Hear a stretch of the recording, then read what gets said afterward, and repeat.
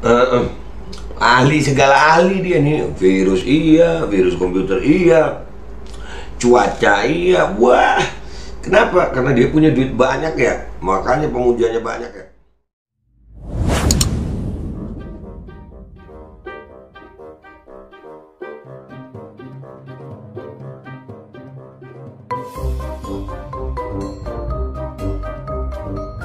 Jangan lupa ngopi santuy.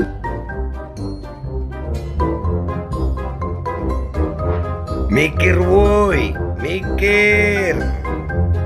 Audit tuh PCR, audit fungsinya, jangan cuma harganya doang. Assalamualaikum warahmatullahi wabarakatuh. Welcome back, selamat datang di channel Babe Aldo bersama gue Babe Aldo yang tetap santuy, tetap akal sehat, dan jangan lupa ngopi. Bismillahirrahmanirrahim. Alhamdulillahirrabbilalamin. Wassalatu wassalamu ala sayyidil mursalin Sayyidina Muhammadin wa ala alihi wa sahbihi ajma'in. Rabbi syrah li sadri wa yassir li amri wa hlul 'uqdatam min lisani yafqahu qawli bi Nabi wa alihi. Salam revolusi akhlak, semangat revolusi akhlak. Semoga akhlak kita jadi lebih baik hari ini dibanding yang kemarin. Panjang umur, perjuangan, merdeka, Allahu Akbar. Guys, apa kabar? Mudah-mudahan kalian semuanya baik, sehat, afiat. Gue sebelum masuk ke konten gue mau ngasih tahu kalian sesuatu deh. Nih, ya, gue ngakak nih habis dari kita ke Menkes kemarin itu. Alhamdulillah sih, rupanya banyak yang kepanasan guys, banyak yang kepanasan. No, sampai akhirnya di Twitter, sampai berita ini dibuat. No, ada tuh tren untuk Anda, tangkap Babe Aldo. Jadi nggak tahu itu karena apa. Di situ gue ngelihat narasinya orang-orang itu ya, mereka membedakan anti mandatori sama anti micin aja nggak bisa. Gue dibilang anti micin, nah, itu salah besar. Gue juga tadi barusan webinar dengan Prof siapa tadi ya, Prof Indra ya, Ketua Komnas KIPI.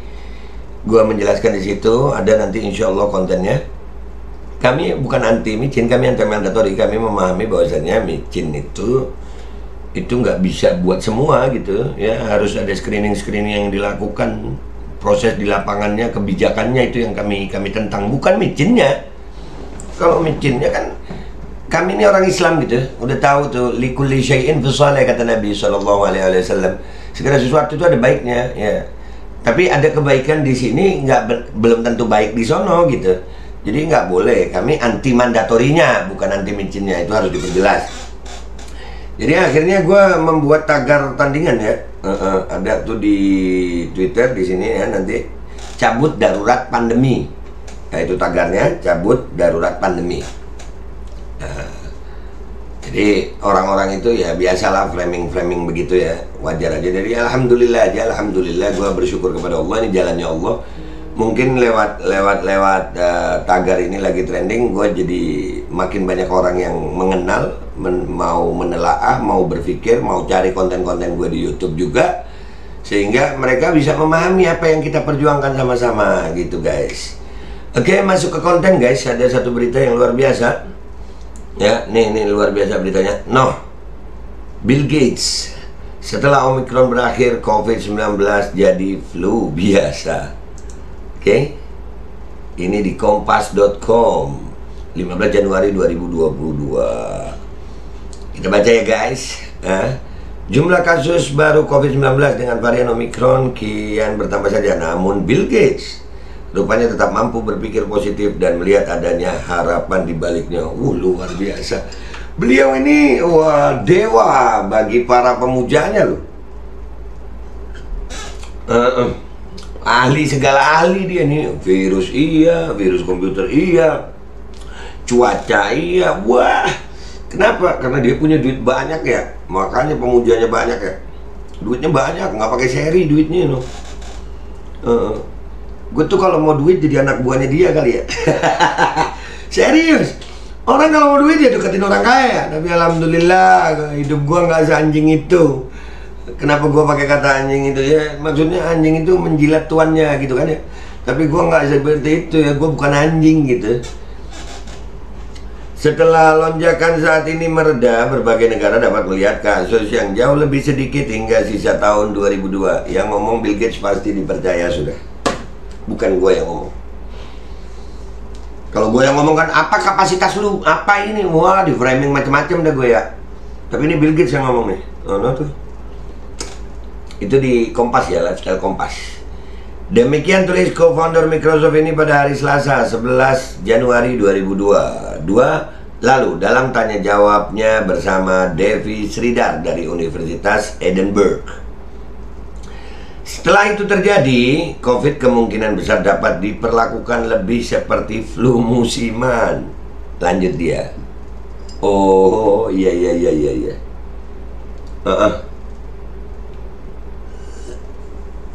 Dengerin tuh, Dewa Bill Gates berbicara tuh. Ini para pemujanya loh, di Indonesia banyak para pemujanya ini. Banyak. Ya, dari segala kalangan. Bahkan ulama pun ada pemuja Bill Gates ini.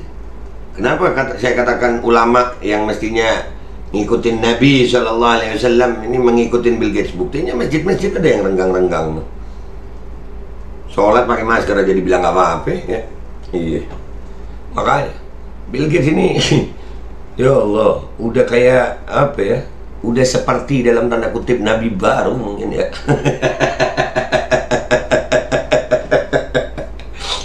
Waduh. Kalau Bill Gates yang ngomong percaya aja semua ya.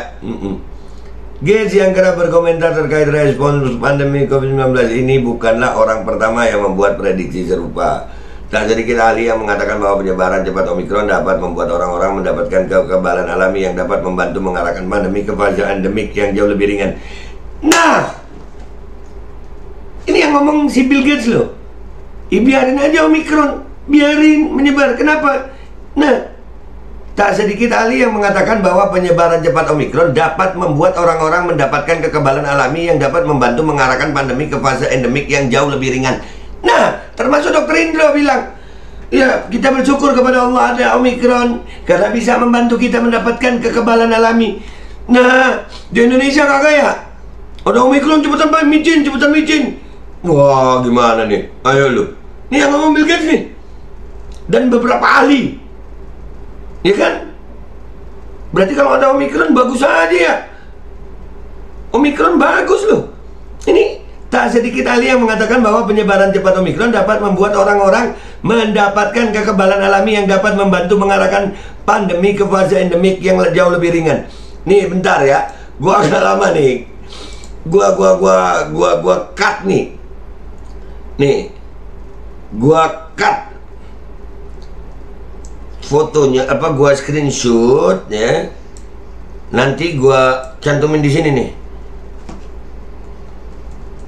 Ya, biar namanya juga YouTuber aja ya guys. Nih guys, gue tampilin dulu guys.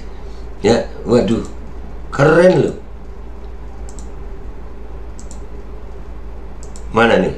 Nah, ini dari Kompas nih. No, lu lihat no. Tak sedikit ahli yang mengatakan bahwa penyebaran cepat Omikron dapat membuat orang-orang mendapatkan kekebalan alami yang dapat membantu mengarahkan pandemi ke fase endemik yang jauh lebih ringan. Berarti Omikron bagus ya. Iya, membantu loh. Kita selesaikan lagi bacaannya guys. Ini nggak gua ya biarin aja di situ tuh. Gates pun menyinggung skenario itu di acara tanya jawab di Twitternya dan memprediksi bahwa Omikron hanya akan menciptakan banyak kekebalan setidaknya untuk tahun depan. No, para ahli, ayo gue yang hoax sama siapa ini? Ayo. Tuh pihak Kemenkes, no Omikron, bujutin aja termisi, no, lu dengar tuh. Memang jika cukup banyak negara dapat mempertahankan beberapa tingkat kekebalan simultan terhadap COVID, baik yang diinduksikan vaksin atau lainnya, sirkulasi virus dapat melambat cukup lama untuk mentransisikan pandemi ke fase endemik itu. Gates meyakini setelah COVID-19 menjadi endemik, bisa saja kita harus melakukan mitinisasi COVID-19 tahunan layaknya vaksin flu tahunan biasa. Kalau micin flu tahunan biasa itu nggak ada wajib-wajiban ya. Di Indonesia kenapa sih ya? Nah ini padahal nih. Makin kebuka kan ya? Makin kebuka nih. Mereka sendiri yang ngomong. Gue nggak perlu pakai data-data yang gue cari-cari deh ya. Mereka sendiri yang ngomong. Ini makanya tuh kalau ada para ahli tuh kadang-kadang kalau ngomong gue ngalor ngidul. Ini apa nih? Kalau flu tahunan biasa ya biasa aja micinnya ya. Amerika Serikat melaporkan rekor 1,5 juta kasus copet baru pada hari Senin lalu, sekaligus mencatat rekor baru untuk pasien rawat inap. Dr. Anthony Fauci, penasihat medis utama Presiden Joe Biden, juga telah memproyeksikan bahwa gelombang kasus Omicron saat ini akan memuncak di Amerika Serikat pada akhir Januari. Lalu Center for Disease Control and Prevention (CDC) juga mengaku telah memperkirakan bahwa penurunan tajam dalam kasus COVID-19 akan terjadi setelah Omicron berlalu.